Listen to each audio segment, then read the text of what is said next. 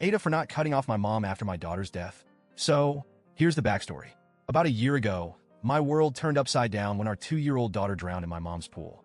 My mom was watching her that day, and according to the security footage, my daughter was left alone for just 2 minutes. The fire alarm went off inside the house, so my mom rushed inside to check for a potential fire, but it was a false alarm. When she realized and came back outside, my daughter had crawled into the pool and was unresponsive. My mom immediately started CPR, but she couldn't save her. We live in a rural area, and it took EMS about 30 minutes to arrive. This incident was caught on security cameras, so there's no ambiguity. It was a tragic accident.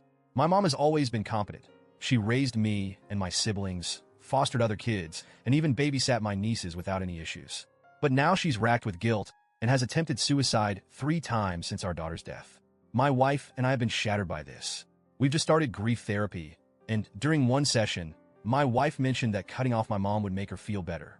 She wants nothing to do with my mom, which I understand and support, but she also wants me to go no contact, NC, with her too. I couldn't bring myself to do that. I just don't see it as fair to cut off my mom for something that was a heartbreaking accident.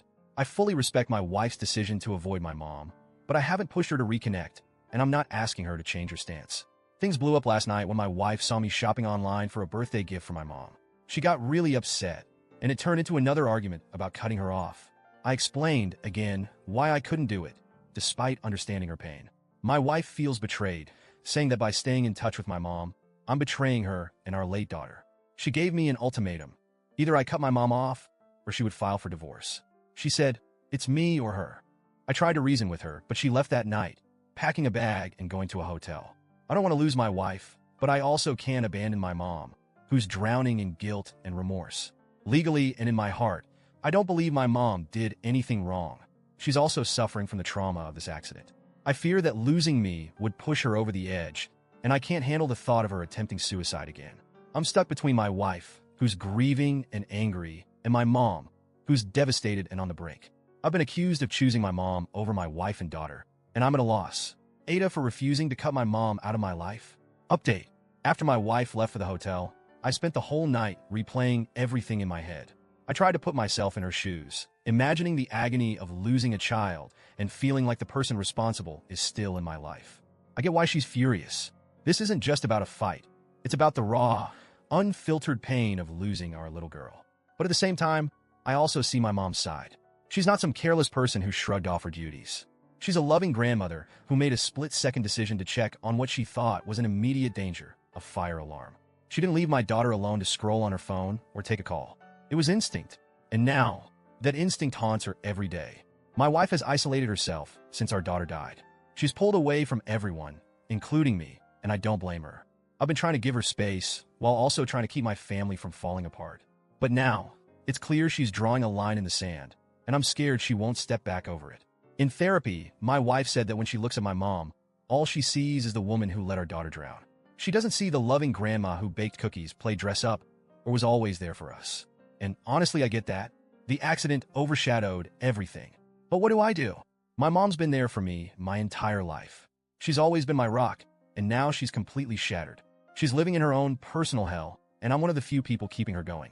She stopped eating, lost a ton of weight, and even the slightest mention of our daughter sends her into a breakdown. I know my wife is suffering, but my mom is too, in her own devastating way. Cutting her off feels like I'd be condemning her for something she already can't forgive herself for. She's paying for that mistake every single day. It's like I'm being asked to hold a trial where there's no winning, only more loss. The ultimatum my wife gave me is burning in my brain. It's me or her. The thought of losing my wife terrifies me. But abandoning my mom could destroy her completely, and honestly, I don't think I could live with that either. Since my wife left, I've been trying to reach out, but she's not answering my calls. She's made it clear that if I don't choose, she'll make the choice for me. I feel paralyzed by the weight of this decision. My therapist says I need to set boundaries, but how do you set boundaries with grief? How do you tell your heart to stop loving your mom because of a tragic accident, or stop loving your wife because she's in unimaginable pain? I keep replaying the what-ifs over and over. What if I had told my mom not to take her eyes off our daughter, no matter what? What if the fire alarm hadn't gone off? What if I could convince my wife that my mom didn't do this on purpose, that she's punishing herself enough already? This is eating me alive. I don't want to lose my wife, and I don't want to push my mom over the edge. My family is broken, and I don't know how to fix it. I've read every message, every word of advice people have given, and it's like trying to navigate a storm without a compass. I feel like no matter what I do, I'm going to lose someone I love. So, Reddit, am I the asshole for not cutting off my mom? Or am I just a son trying to keep his family from crumbling even more than it already has?